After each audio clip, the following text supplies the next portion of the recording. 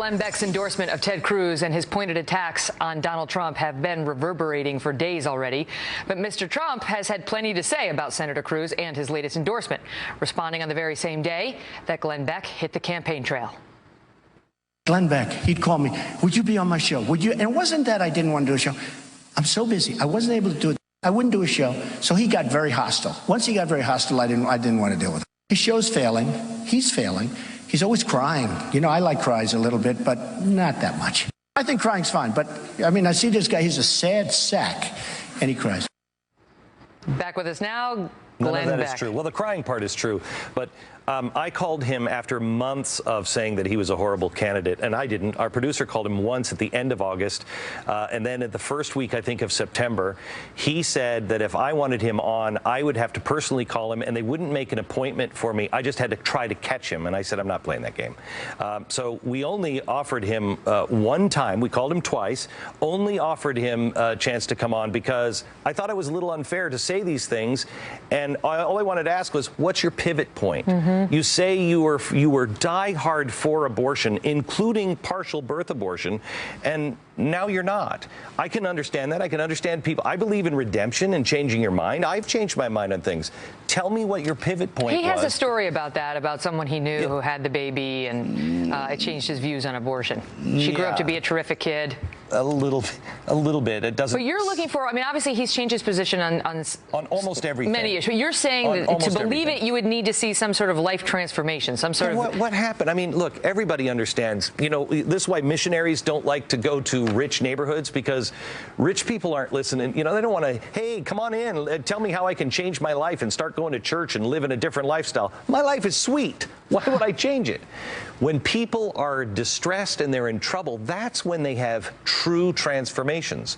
So if a guy has lived a progressive lifestyle his whole life, he doesn't like guns, he's for abortion, he's for universal health care. Last year, he was saying that we should have universal health care and the government should pay for everything. You know, but the people know that all this, and they don't mind. And it's what's been surprising to so many has been Sarah Palin's endorsement, because she and you used to sound very much the same on these issues. You know, sort of Tea Party-esque, small government, out of your business, completely pro-life. Would never endorse somebody who, you know, was wobbly on that or the Second Amendment or any of these issues. And yet she came out full throttle for him last week, full throttle, and may have been helping, because now he's up 11 points in Iowa, according to the latest Fox News poll, over Ted Cruz. I can't speak for Sarah Palin. I mean, I like Sarah Palin. I disagree with her strongly. I don't know what happened to her.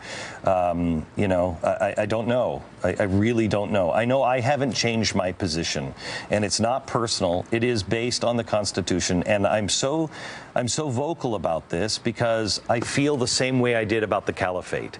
Nobody listened to me on the caliphate. The time to worry about the caliphate was when I was talking about it. Now the caliphate is a reality. The time to deal with a progressive in the Republican Party is right now. So what do you envision? I mean, if Donald Trump wins this nomination and in fact could win the presidency, what do you envision? Let me ask you a question. Let me ask you a question.